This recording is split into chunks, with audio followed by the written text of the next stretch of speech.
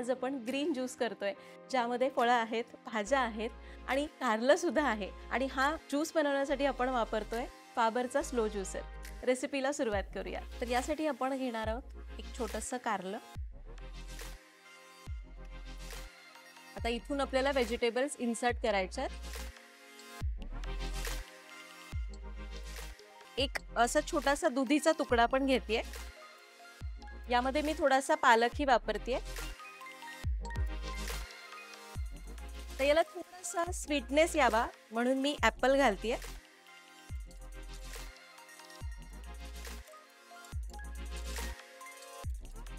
मी थोडंसं आलं घातलं याच्यामध्ये. थोडीशी कोथिंबीर घालतेय. ज्यूस तयार झालेला आहे. थोडासा लिंबाचा रस घालतेय.